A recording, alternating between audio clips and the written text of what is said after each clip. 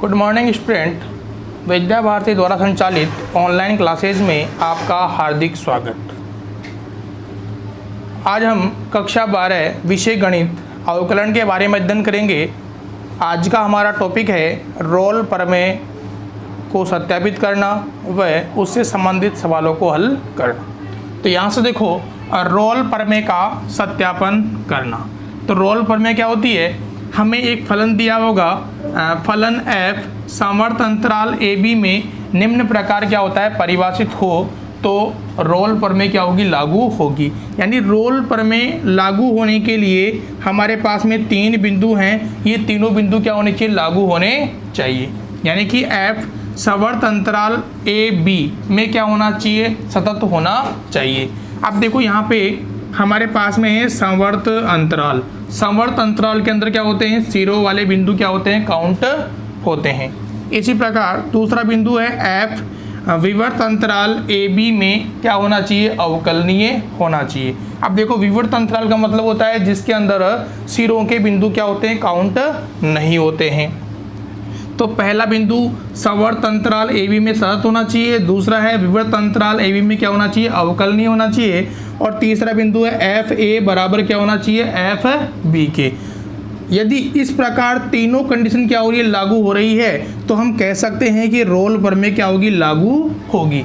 अब यदि रोल प्रमेय लागू हो रही है तो F' बराबर क्या होना चाहिए?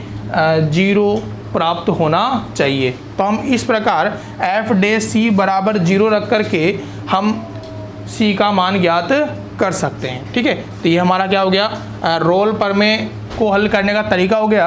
अब यहाँ से कुछ महत्वपूर्ण बातें हैं वो हमें ध्यान रखनी है। कौन कौन सी? पहला बिंदु है बहुपदीय फलन। देखो, बहुपदीय फलन कोई सा हो सकता है, x² + 1 हो सकता है, x² + x + 1। तो जितने भी बहुपदीय फलन है वो सब इसके अंदर आ गए। दूसरा है चरघातांकी फलन। चरघातांकी फलन कौन कौन से होते हैं हमारे पास में? e की घात x वाले जितने फलन हैं वो सब क्या कहलाएंगे? चरघातांकी फलन कहलाएंगे। लघु गुणकीय फलन जितने भी लोग वाले प्रश्न हैं वो सभी क्या कहलाते हैं? लघु गुणकीय फलन कहलाते हैं। इसी प्रकार ज्या यानी साइन, कोज्या यानी कोस, समवर्त व विवर्त अंतराल में क्या होते हैं? सतत और अवकलनीय होते हैं। यदि आपको इनमें से कोई एक मिल जाता है, चाहे बहुपदीय हो, चाहे चरघातांकी हो, चाहे लघु गुणकीय हो, चाहे साइन हो, चाहे कोस हो, तो हम इन चीज़ों को देख करके ही बता सकते हैं कि ये समवर्त है या विवर्त अंतराल में है। इसलिए क्या होगी? सतत और अवकलनीय होगी। इनको हल करने की आवश्यकता नहीं है, केवल हम ये देख करके ही क्या कर देंगे? बता देंगे। दूसरा है मोड x। यदि हमारे पास में मोड x है तो मोड x के लिए हमें ध्यान रखना है, मोड x सतत फलन होता है लेकिन अवकलनीय फलन नहीं होता है। तीसरा बिंदु है महत्तम मापांक फलन। महत्तम मापांक फलन क्या होता है? सतत नहीं होता है। इस प्रकार के दोनों प्रश्न अपन प्रश्नावली 6 के अंदर पढ़ चुके हैं कि मोड x सतत होता है लेकिन अवकलनीय नहीं होता है। इसी प्रकार महत्तम मापांक फलन सतत नहीं होता है। अब यहाँ से 2 प्रश्न हम आज सोल्व कर रहे हैं प्रश्नावली 7.6 के रोल प्रमेय से संबंधित। बाकी शेष प्रश्नों को आप निकालने का अभ्यास करेंगे।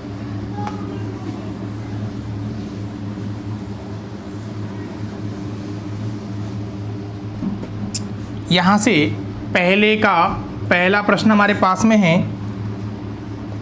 f(x) बराबर e की घात x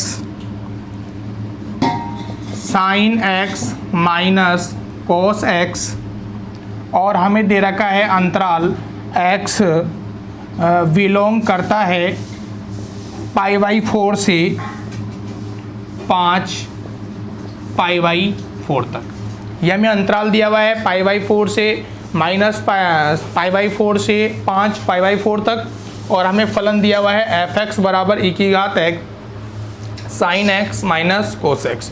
तो यहाँ से देखो, सबसे पहले हमारे पास में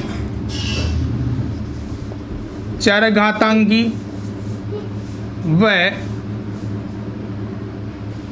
ज्या व कोज्या समवर्त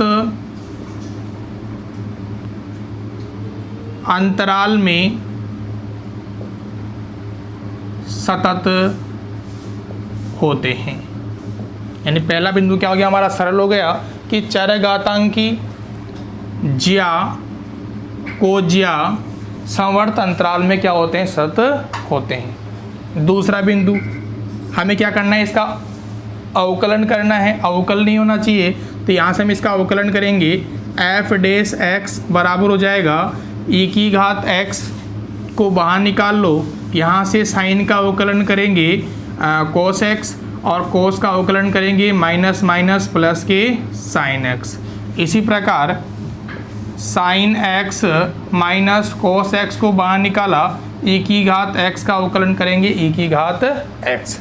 यहाँ से दोनों पदों में से हम ई की घात एक्स कॉमन निकाल लेंगे, तो हमारे पास में आ जाएगा cos x plus sine x.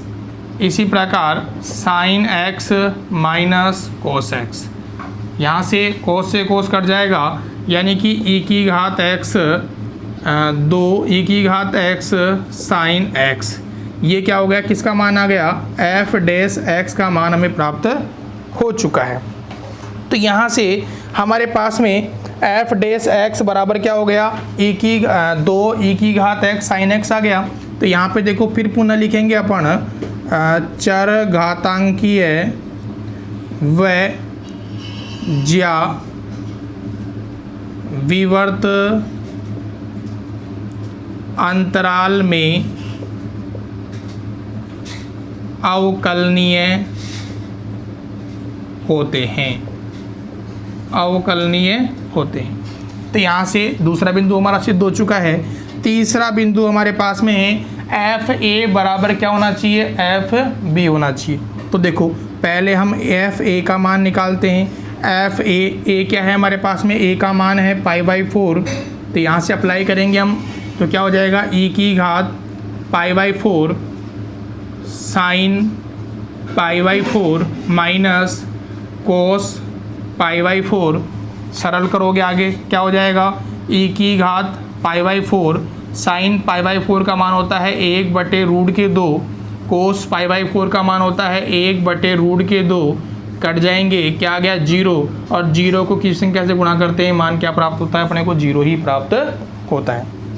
इसी प्रकार एफ बी का मान निकालोगे, एफ 5π/4, तो ई की घात 5π/4, यहाँ से साइन 5π/4 माइनस कोस 5π/4, तो क्या हो जाएगा ई की घात 5π/4। अब देखो यहाँ से साइन 5π/4 का मान कितना होता है, माइनस के 1/√2।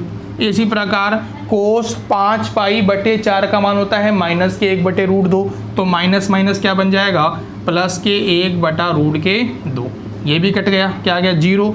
तो देखो हमारे पास में एफ ए बराबर है एफ बी के, यानी कि हमारे पास में पहली कंडीशन, दूसरी कंडीशन और तीसरी कंडीशन तीनों ही क्या हो रही है, लागू हो रही है। यानी हम लिखेंगे रोल प्रमेय लागू होती है। अब रोल प्रमेय लागू हो गई तो हमारे पास में जो अगला बिंदु है, यदि रोल प्रमेय लागू है तो एफ डैश सी बराबर क्या होना चाहिए, 0 होना चाहिए। तो देखो एफ डैश सी का मान कहाँ रखेंगे अपन, दूसरे वाले फॉर्मूले के अंदर रखेंगे। तो यहाँ से क्या हो जाएगा, एफ डैश सी बराबर हो जाएगा 2 ई की घात सी साइन सी, 2 ई की घात सी साइन सी हमारे पास में हो गया। अब यहाँ से हम इसको सरल करेंगे, तो देखो यहाँ से एफ डैश सी का मान क्या है हमारे पास में, 0 है। तो यहाँ से 2c यानी कि 2 ई की घात सी साइन सी बराबर क्या हो गया, 0। काटेंगे पक्षांतरण, तो ये 0 हो गया। यहाँ से साइन सी बराबर क्या आएगा हमारे पास में, 0 आएगा। अब यहाँ से हम जानते हैं कि जो साइन का मान है, साइन सी का मान है, वो कहाँ कहाँ पर 0 होता है। एक तो होता है हमारे पास में साइन 0 का मान 0 होता है। इसी प्रकार साइन